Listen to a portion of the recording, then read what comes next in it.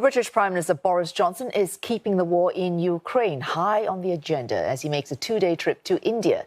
His government has been trying to persuade New Delhi to reduce its reliance on Russian oil and arms.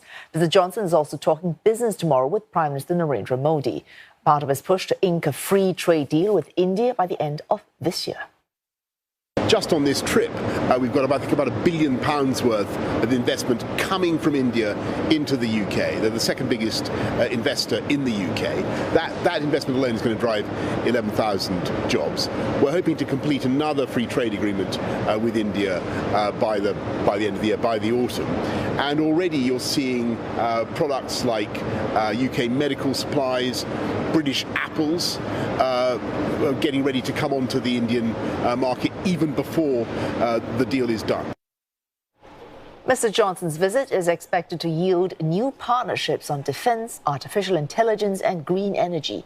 Or he will miss a key parliamentary vote in the UK, in which MPs will decide whether to investigate whether or not he misled them about his knowledge of COVID law-breaking parties.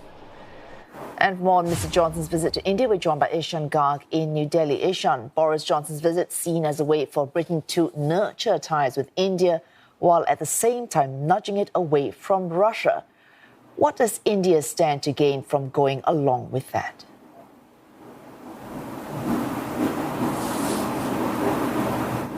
Well, India and Britain certainly want to extend their economic partnership. For Britain, this deal, the free trade agreement, is being called the most perfect post-Brexit deal, or the ultimate post-Brexit deal that it wants to sign with India. And for India, what's in it really is reducing its dependence on China, which is among the biggest economic partners India has. And in the past few years, the relationships have soured, and that's why India is looking at more trade partners, and that's why we saw a recent FTA being signed between India and Australia.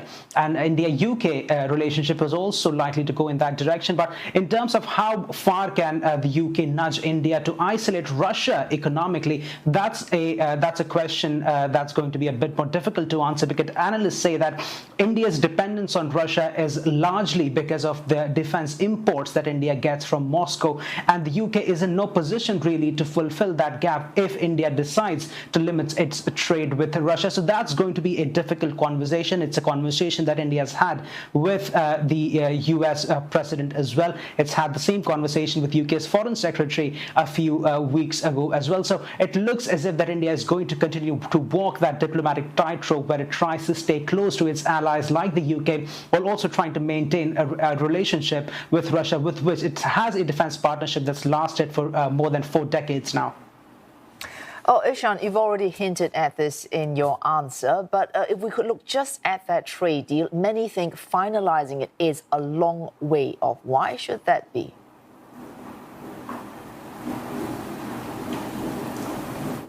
Well, first of all, there is India's historic problems with signing free trade agreements. Several analysts have said that India wants to take too much in trade agreements and wants to give too little. But this time around, it seems as though things might be changing. There are reports that sufficient progress has already been made in the free trade agreement. And as we heard from Mr. Boris Johnson earlier, it may be likely that India and UK sign the FTA by the end of the year. But one of the biggest sticking points in this agreement is that India wanting Britain to give more work visas and more student visas. UK already is a massive destination for Indian skilled workers and also Indian students, but India has for the past decade asked the UK to increase that quota by a large margin. And this time around, there are reports that suggest that Prime Minister Boris Johnson, in the pursuit of a free trade agreement, might be willing to give that concession to India and might be expanding the quota of visas. But if that key demand isn't met by the UK, it may be likely that the free trade agreement may face some hurdles ahead of its signing.